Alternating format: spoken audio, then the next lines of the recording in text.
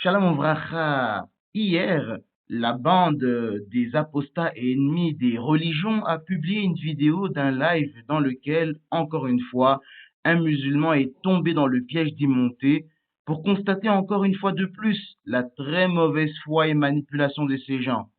Et encore une fois, le sujet de la circoncision infantile a été posé sur la table. Je vais mettre l'extrait pertinent à la fin, comme ça, ceux qui veulent l'écouter l'écouteront, alors que ceux qui ne supportent pas de les entendre pourront s'arrêter quand j'aurai fini la très courte analyse que je vais faire de leurs propos. En tous les cas, vous avez à l'écran la référence de la vidéo en question. Ce musulman qui est monté a commis 3 erreurs fondamentales. Je ne cesse de vous dire qu'il ne faut absolument pas monter et intervenir dans les lives de ces gens, car ils sont les champions de la manipulation et détournement de propos. Si vous regardez l'extrait en toute fin de ma vidéo, vous vous rendrez vous-même compte à quel point ils sont malhonnêtes. La première erreur que ce musulman a commise a été de mettre lui-même le sujet de la circoncision infantile sur la table. Personne ne lui avait rien demandé.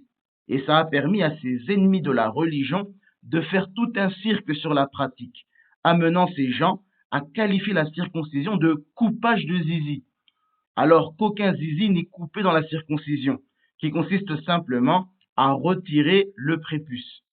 C'est une stratégie très employée par ces manipulateurs, consistant à exagérer les faits pour jouer sur les émotions et la sensibilité des gens.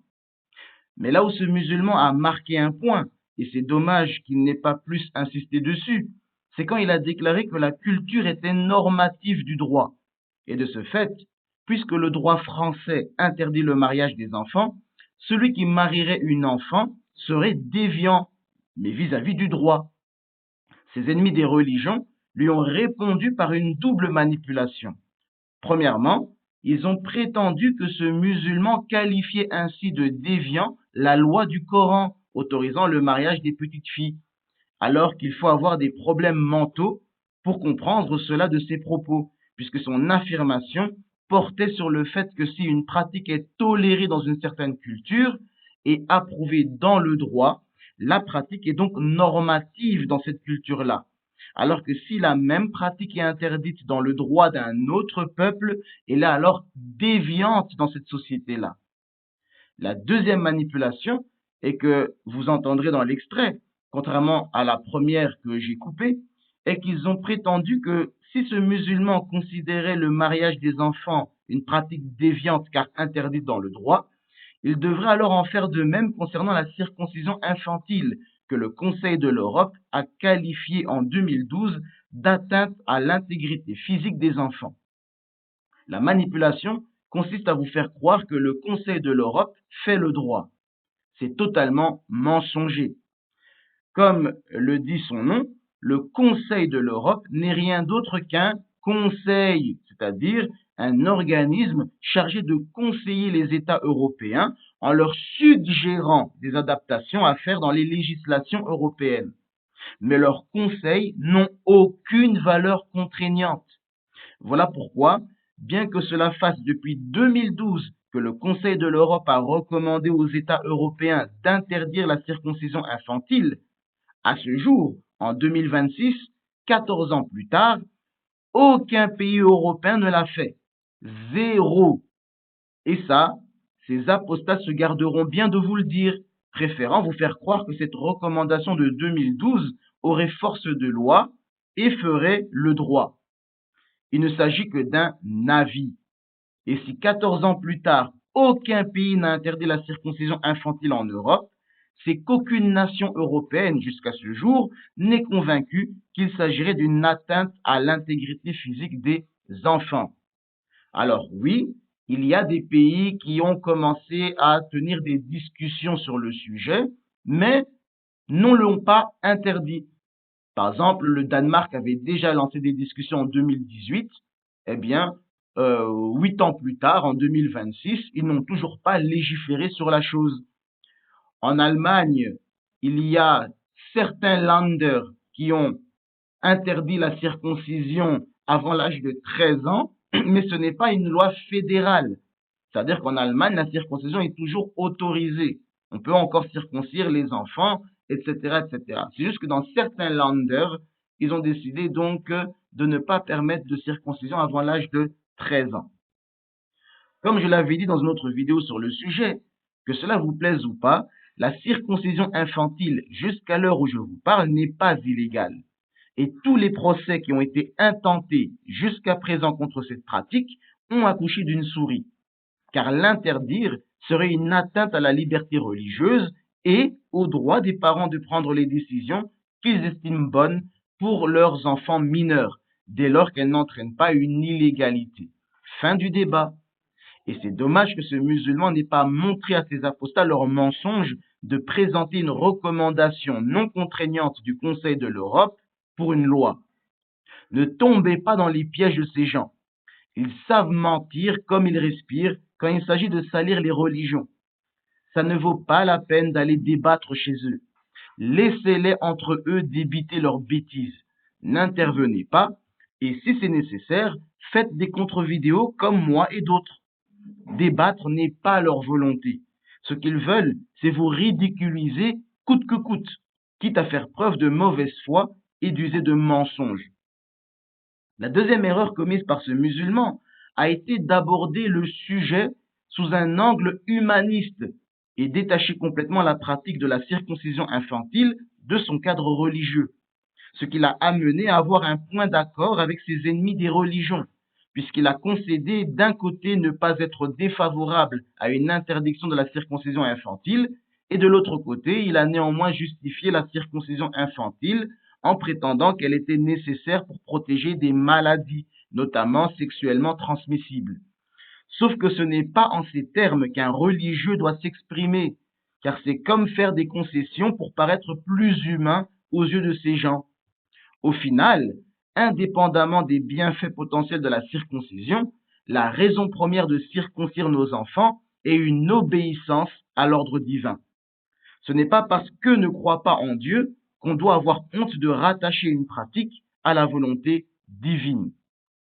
Et enfin, troisième et dernière erreur commise par ce musulman est que, comme beaucoup de musulmans malheureusement, il défend l'islam en attaquant le judaïsme, puisque ce musulman a affirmé que si ces apostats devaient s'en prendre à la circoncision infantile, il ferait mieux de se concentrer sur les juifs, qui eux ont une espèce de deadline, une date limite pour pouvoir opérer donc la circoncision sur l'enfant. Et que si ce délai était passé, eh bien, l'enfant pourrait même ne pas donc être accepté dans la communauté juive. Donc, sous-entendu que en islam, il n'y a pas non seulement de deadline pour faire la circoncision, mais en plus, la pratique ne serait pas tant obligatoire que cela et n'aurait pas d'impact sur l'islamité de la personne. Même non circoncis, cette personne pourrait être musulmane sans aucun problème. Alors, si il y a un problème à donner ce genre d'argument face à ces apostats, premièrement, ces apostats n'en ont rien à faire. Ne croyez pas que salir le judaïsme pour sauver l'islam va avoir le moindre impact aux yeux de ces gens-là, puisque dans le fond, ils considèrent que judaïsme et islam, c'est pareil. Même si vous n'allez pas circoncire vos enfants lorsqu'ils sont âgés de quelques jours, comme les juifs le font, eh bien, il y a néanmoins beaucoup de musulmans qui vont circoncire leurs enfants quand ils sont mineurs. Ce n'est pas juste une question d'âge. Aux yeux de ces apostats, que vous fassiez la circoncision à 8 jours ou que vous la fassiez à 5 ans ou 10 ans, ben c'est pareil. Et d'ailleurs, j'ai envie de vous dire que c'est même pire en réalité. Moi-même qui ai grandi dans les quartiers populaires de Bruxelles, j'ai eu et j'ai encore énormément d'amis musulmans avec lesquels j'ai grandi. Et beaucoup d'entre eux m'ont raconté avoir été circoncis à 5 ans, 10 ans. J'ai même un qui a été circoncis à carrément 13 ans ou 12 ans. Mais en tout cas, c'est très tard. Et jusqu'à ce jour, il se souvient très bien du traumatisme qu'il a ressenti. Alors que chez nous, les juifs, on circoncie l'enfant à 8 jours et il n'a aucun souvenir de quoi que ce soit, aucun traumatisme. Donc, d'une certaine manière, c'est même encore pire de circoncire l'enfant à des âges un peu plus avancés que ce que les juifs ne le font. Et deuxièmement, sachez en réalité que ce n'est pas vrai cette histoire de deadline. En réalité, lorsque l'enfant naît, l'obligation de le faire circoncire incombe à ses parents. 8 jours, c'est donc le jour idéal pour le faire. Mais si pour X ou Y raison, l'enfant n'a pas pu être circoncis à 8 jours, il pourra tout à fait être circoncis plus tard. Si l'enfant atteint l'âge de 13 ans et n'a toujours pas été circoncis, alors à ce moment-ci, l'obligation de se faire circoncire repose désormais sur l'épaule de cet enfant-là. C'est lui qui devra faire donc les démarches pour se faire circoncire. Et donc ça sous-entend que s'il ne veut pas se faire circoncire et avoir dans sa chair le signe de l'alliance, et donc ce qui indique qu'il ne veut pas être affilié au judaïsme, eh bien c'est son libre arbitre. Personne ne le forcera à se faire circoncire. C'est lui-même qui s'exclura de la communauté juive, et c'est son libre arbitre. Donc vous voyez qu'en réalité, cette histoire de deadline pour sous-entendre que s'il ne se fait pas circoncire, etc., dans un délai bien déterminé, et il pourrait ne pas être considéré juif, c'est totalement faux. 8 jours, c'est l'idéal, mais on peut le faire plus tard. Et si ça n'a pas été fait avant l'âge donc de 13 ans, eh bien à partir de l'âge de 13 ans, c'est l'enfant qui aura, lui, la responsabilité d'indiquer qu'il veut se faire circoncire. Et troisièmement, sachez que tous les musulmans, toutes les écoles de fiqh ne sont pas d'accord entre elles pour dire que la circoncision n'est pas chose obligatoire. Il y a certaines écoles de fiqh qui considèrent que le musulman doit se faire circoncire, que c'est une sunna et une obligation. D'autres vont dire que c'est une recommandation, c'est une forte recommandation, quelque chose qu'il faudrait de préférence faire, mais que ça n'aura pas de conséquences sur l'islamité de la personne, etc., etc. Mais quoi qu'il en soit, face à ces apostats et ennemis des religions, il incombe à toutes les religions de s'unir dans un front commun. Ça sert à rien de monter dans leur live et de cracher sur les autres, parce que à leurs yeux, chrétiens, juifs ou musulmans, c'est du pareil au même. Kol Tov, Hazak, Uvaruch, Shabbat Tov Umvorach, et je vous laisse avec l'extrait pour ceux qui voudraient donc le regarder. Voilà. Alors le Jordanix qui va nous répéter à longueur de journée coupez le prépuce des petits enfants, mais coupez le prépuce des petits enfants. Ce genre d'argument, moi je ne discute même pas. Donc si ça part là-dessus, si tu as un argument rationnel pour couper le zizi des enfants, vas-y, je prends, il n'y a pas de souci. D'accord. Alors les opérations chirurgicales qu'on fait en 2026 sous anesthésie générale, c'est ok. Donc il y a 14. Sans raison médicale, tu ne touches pas le zizi d'un enfant. Sans raison médicale, on est d'accord là-dessus quand même, c'est la base. Eh bien, il y a 14 siècles, et c'est prouvé par la science moderne, on estime que pour raison médicale, pour se prémunir de certains risques, effectivement, c'est plus hygiénique de passer par cette opération. Quel risque? J'aurais aimé qu'il y a 14 siècles, qu'il y ait des anesthésies, etc. Ce n'était pas le cas, donc effectivement, il y a la circoncision obligatoire par précaution. D'accord. Beaucoup de mots pour pas grand-chose, hein. Pour pas grand-chose, juste le risque. Du coup, t'es né musulman ou pas? Alors, attends, Cassius, s'il te plaît, j'en ai pas pour longtemps, s'il te plaît. Là, il a fait une affirmation, on va rigoler 5 minutes. Pour le sida, c'est ça, sur la circoncision pour les enfants, concernant le sida, c'est ça que tu dis? La science a prouvé que les pays où la circoncision était très largement pratiquée, le taux de maladies sexuellement transmissibles était très inférieur aux pays en développement. Ah, d'accord, très bien. Sur les enfants, du coup, c'est ça? Du coup, c'est ça, sur les enfants? Les enfants, c'est une préparation à l'avenir. Ah, d'accord. Donc, l'OMS ne dit absolument pas de circoncire les enfants, on est d'accord? J'ai pas entendu, répète ta question. L'OMS ne dit absolument pas de circoncire les enfants en bonne santé, on est d'accord, du coup? Mais beaucoup de médecins l'ont recommandé pendant des années. Non, l'OMS, l'Organisation mondiale de la santé, est-ce qu'il recommande de circoncire les enfants? L'OMS, c'est pas une référence, c'est ta référence à toi, c'est pas la mienne. Alors,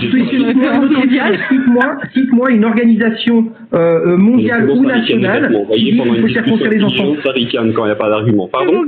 Depuis tout à l'heure, t'insultes tout le monde, c'est toi qui te ridiculises, mon ref. Non, pas que je rigole. Hein. Des milliers de gens par des lives, je me permets de tu peux répondre à Jordanix, s'il te plaît? Tu mets rien en place, mon ref. Peut-être faudrait que tu mettes une serve en place. J'ai travaillé 10 ans dans le domaine de la santé. L'OMS peut être une référence sur certains sujets et n'est absolument pas une référence sur d'autres.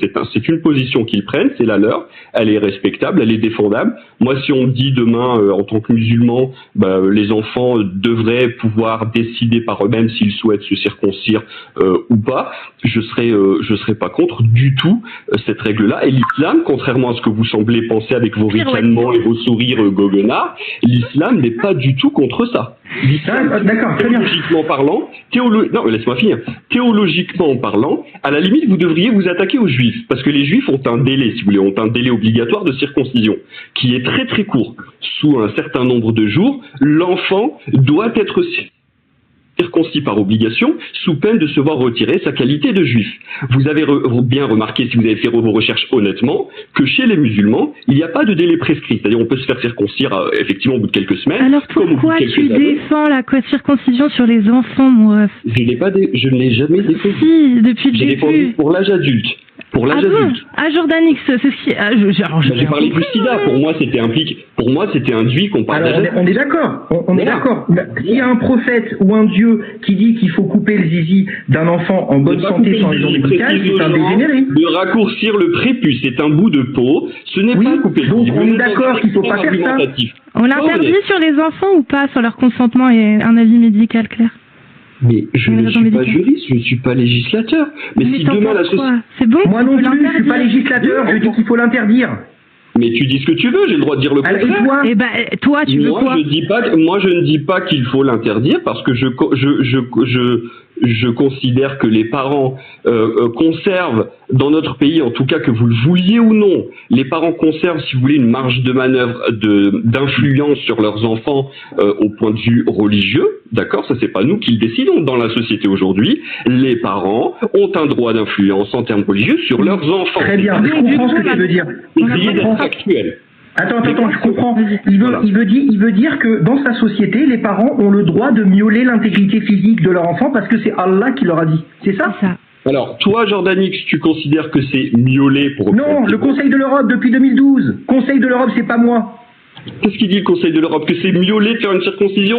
C'est une violation de l'intégrité physique de l'enfant, oui. D'accord, eh bien moi je suis pas contre si demain effectivement je ne suis pas législateur. Si demain je suis législateur en tant que musulman dans une société où je deviens législateur, effectivement, si la société considère démocratiquement, majoritairement que cet acte, cette opération est effectivement d'enfreindre la bonne volonté, ou je sais pas comment tu peux appeler ça, pardon, j'ai pas vos termes que vous usitez à longueur de journée dans vos lives, mais moi en tant que musulman, ça ne va ni contre ma religion, ni contre ma volonté personnelle. Parce que donc on est d'accord, celui qui fait ça est un dégénéré mental. Pas du tout. Donc celui qui viole l'intégrité physique de son enfant n'est pas un dégénéré mental? Pour ceux qui considèrent que c'est une violation, oui. Pour ceux qui ne le considèrent pas, comme des millions de gens continuent de le faire à leurs enfants, pour eux, ce n'est pas. Pour eux, c'est une opération qui vise à améliorer la vie future de cette personne pour le prémunir de certains dégâts des MST. C'est une croyance irrationnelle. Donc il faut pas faire ça. C'est une croyance irrationnelle de dire ça. Tu es très peu calé sur le fait que la culture est normative du droit. T'es très très loin là-dessus. La culture est normative du droit. Donc ça veut dire que alors on a le droit de marier des gosses alors parce que ça se fait. Il y a des gens qui trouvent ça normal. C'est bon. On peut marier son enfant. Ce n'est pas majoritaire dans la société. Donc si c'est majoritaire, c'est bon? Non, c'est une déviance. Ah, c'est une déviance. Mais qui dit c'est une déviance du coup? C'est toi qui dis ça, je comprends pas. Pourquoi tu dis que c'est une déviance? Ça vient d'où ça? C'est le droit, Ah, bah c'est pareil pour le Conseil de l'Europe. Mais Allah, c'est pareil. Astaghfirullah, il a dit quand même que Allah, ce qu'il avait autorisé était une déficience, hein.